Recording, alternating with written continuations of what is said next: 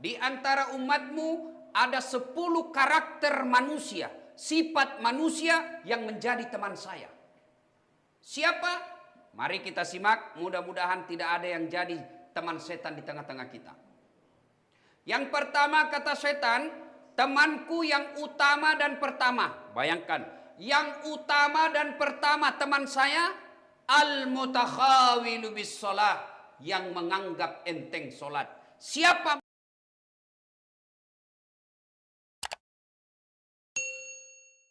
Ma'asyiral muslimin, sidang jamaah sholat Jumat yang insya Allah dimuliakan dan dirahmati oleh Allah Subhanahu wa Ta'ala. Dalam sebuah kitab dijelaskan, suatu ketika Rasulullah Sallallahu Alaihi Wasallam didatangi iblis laknatullah alaih. Iblis ini menampakkan diri di hadapan Nabi lalu berkata kepada Nabi, "Ya Muhammad, kali ini saya datang kepadamu mau bekerja sama." Kata Nabi, "Baguslah kalau begitu. Apa maumu iblis?" Kata iblis ini, "Ya Muhammad, saya ingin menyampaikan siapa saja di antara umatmu yang menjadi teman saya." Jadi iblis ingin menyampaikan berita rahasia. "Muhammad, saya mau jelaskan kepada kamu siapa urutan-urutan yang menjadi sahabat saya dari umatmu." Kata Nabi, "Bagus ini informasi. Siapa gerangan?" Iblis lalu melanjutkan, "Di antara umatmu ada 10 karakter manusia, sifat manusia yang menjadi teman saya." Siapa? Mari kita simak, mudah-mudahan tidak ada yang jadi teman setan di tengah-tengah kita. Yang pertama kata setan, temanku yang utama dan pertama. Bayangkan, yang utama dan pertama teman saya, al-mutakhawilu bis shalah, yang menganggap enteng solat. Siapa mereka? Maaf kata, termasuk di antara mereka yang selalu terlambat sholat Jumat. Orang yang Jumat selalu terlambat, ya bedalah kalau misalnya Bapak Gubernur, barangkali ada kebutuhan rakyat yang harus dipenuhi, kebutuhan pekerjaan yang tidak bisa ditunda, akhirnya terlambat datang. Kalau Anda pengangguran, tidak ada kegiatan lain, sudah tahu ini hari Jumat, dianjurkan datang lebih awal, lalu terlambat dan merasa tidak berdosa, bahkan merasa tidak malu, ketahuilah Anda masuk dari teman setan. Dan biasanya yang selalu terlambat datang itu, Pak, lihat-lihat wajahnya. Paling terlambat datang dan juga nanti paling cepat pulang. Khatib berkhutbah, dia berWhatsApp. Mau masuk surga, nenekmu punya surga. Ini yang kita lihat banyak, Pak. Paling terlambat datang, paling cepat pulang. Dan pekan-pekan seperti itu. Inilah yang Nabi katakan, orang-orang seperti itu adalah menganggap enteng sholat. Duitnya hilang, 1 bulan kepikir duitnya hilang 5 juta. Begitu temu temannya yang pengusaha, "Ngapain kau rebot sekali? Hilang duitku bro." "Berapa?" 5 juta. "Sudahlah, enggak usah kau pusing. Saya gantikan kau ini 5 juta. Begitu diganti duitnya 5 juta, tambah berpikir dan sengsara hatinya. Kenapa? Seandainya duitku tidak hilang, sudah 10 juta duit saya. Duitnya hilang. Dia pikir 3 hari. Diganti malah makin berpikir. Sementara sholatnya dia tinggalkan tiap hari. Merasa tidak pernah dosa. Ada orang karakternya begitu, Pak. Dia takut berzina. Dia takut curi sendal ketika dia pergi Jumatan. Dia takut ngerampok, tapi ketika tidak sholat merasa tidak ada dosa sama sekali. Itulah temannya setan, Pak. Penting ini sholat. Kenapa? Dia adalah puncak penghambaan hamba kepada Allah. Saya ulangi, kenapa sholat ini penting? Karena dia adalah puncak penghambaan kepada Allah. Tidak ada pekerja lain. Inilah ibadah yang paling menandakan kita hamba Allah. Bapak haji boleh menunaikan sambil haji dagang. Boleh tawaf sambil dengar musik. Boleh, tidak membatalkan. Bapak puasa boleh sambil dagang. Bapak puasa Ramadan boleh sambil dengar musik, bahkan nyanyi-nyanyi. Boleh. Bapak bayar zakat boleh diwakilkan, bahkan boleh sambil dengar musik. Tapi ketika mendirikan sholat, tidak boleh ada kekuatan lain. Tidak boleh ada kegiatan lain. Kenapa? Inilah engkau membuktikan kamu hamba. Tidak boleh ada kegiatanmu yang lain. Itulah sebabnya sholat paling gampang dilakukan. Kenapa? Karena dia adalah tanda keislaman kita. Buka Al-Quran surah Al-Fat. Muhammad Rasulullah walladzina ma'ahu asyidda walal kuffar ruhama'u bainahum tarahum ruk'an sujada ila akhir ayat. Tanda umat Muhammad itu kata Allah surah Al-Fat. Kamu lihat mereka ruku dan sujud. Artinya apa? Ketika ada orang Islam mengaku Islam, tapi dia tidak sholat, demi Allah ulama mengkafirkannya. Bahkan Imam Syafi'i menghukumnya, mereka yang sengaja tidak mau sholat, lalu diperintah sholat dia tetap tidak mau, diperintah tobat dia tidak mau, lalu dia wafat, Imam Syafi'i mengkafirkannya dan mengharamkan jangan kau sholati jenazahnya. Bapak tidak puasa tetap Islam. Bapak tidak haji tetap Islam. Bapak tidak menunaikan ibadah zakat tetap Islam. Tapi ketika tidak sholat kafir di hadapan Allah. Ya karena penting. Bapak tidak puasa tahun lalu, bertobat hari ini, sebelum masuk Ramadan bayar puasanya, tidak ada masalah. Bapak tidak haji padahal sudah mampu, taubat hari ini, tahun depan berangkat haji, selesai urusan haji kewajibannya. Bapak tidak bayar zakat padahal sudah mampu, 4 tahun berturut-turut tidak bayar zakat, hitung berapa zakat yang ditinggal, bayar besok, selesai utang zakatnya. Tapi ketika Bapak tidak sholat subuh tadi subuh, bagaimana cara gantinya? Bapak mau ganti bagaimana? Besok saya sholat subuh Ustaz 2 kali, lebih salah lagi.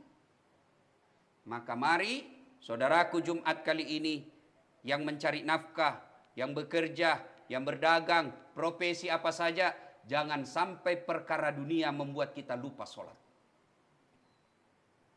Orang yang kerja cari nafkah, mengabdi sama pimpinannya, cari muka sama atasannya, tidak sholat duhur, tidak sholat asar, lewat maghrib, lepas isya. Inilah yang selalu saya ibaratkan setengah mati cari uang. Begitu dia lapar, dia beli nasi bungkus. Sayangnya setelah ada nasi bungkusnya, nasinya dia buang, bungkusnya dia makan. Itulah orang yang mengejar dunia, melupakan sholat. Yang kedua teman setan. Kata iblis kepada Rasulullah Muhammad SAW, yang kedua Muhammad temanku adalah ganiyun mutakabbir. Orang kaya yang sombong. Kaya apa saja dia sombong, temannya setan. Kaya harta, hartawan sombong, temannya setan. Mana ciri-ciri orang kaya yang sombong? Bakil, pelit, medit. Enggak enak juga ini saya harus katakan Pak. Saya tadi keliling-keliling di sini, besar-besar rumah Pak. Hampir setiap rumah ada mobilnya. Begitu diumumkan, isi celengan 2 juta. Ini bapak-bapak yang kaya nih, yang mewah-mewah rumahnya di samping nih, dekat-dekat masjid, sampean akan ditanya soal tanggung jawab mic yang jelek ini. Speaker yang jelek ini nanti orang kaya, sini kau. Saya kasih kau harta, saya kasih kau kesehatan, saya kasih kau jabatan. Kenapa itu speaker di masjid dekat rumahmu tidak bagus?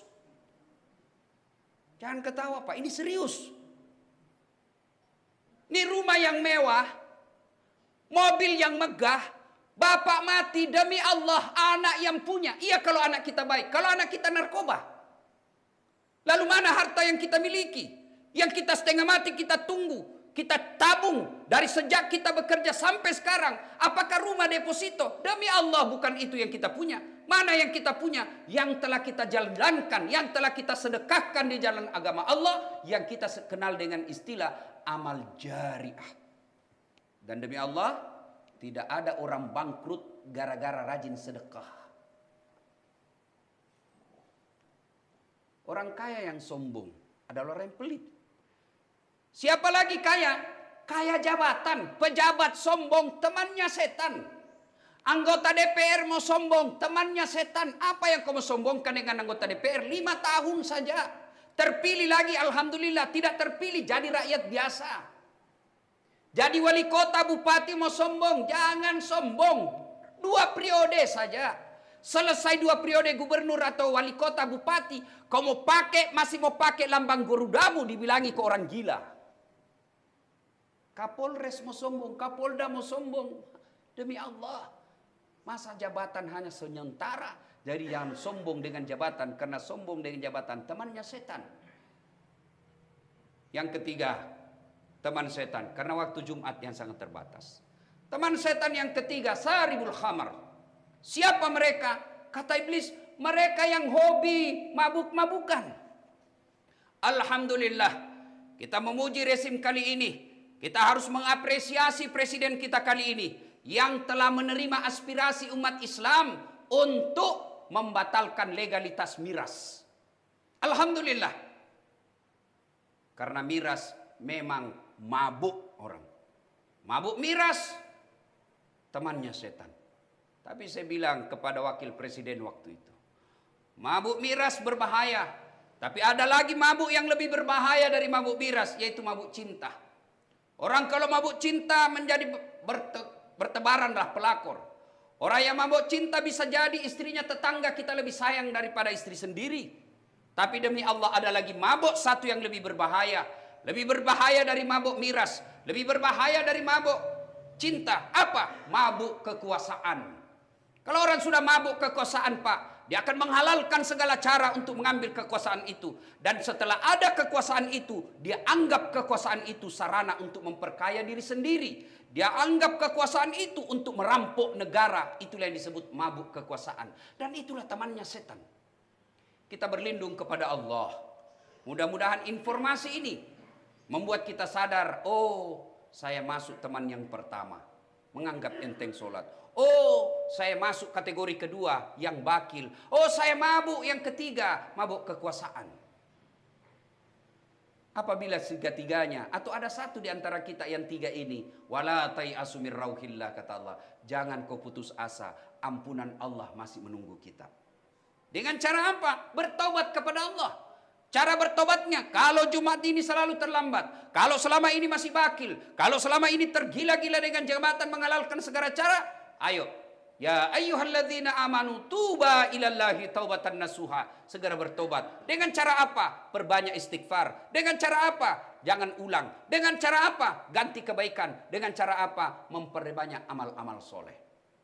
Setelah ini kita lakukan, bertobat dengan sepenuh hati, maka Allah akan mengangkat derajat kita. Maqamam mahmuda. Saya angkat derajatmu. Bahkan Allah memberi gelar, innallaha yuhibbut tawabina. Saya cinta kepada hambaku yang bertobat. Sidang Jumat yang saya muliakan, semoga Jumat kali ini menjadi berkah buat kita, menjadi introspeksi diri kita masing-masing, sehingga kita menjadikan sarana Jumat ini untuk memperbaiki diri. Barakallahu li wa lakum wa izazil mu'minin, innahu huwal ghafurur rahim.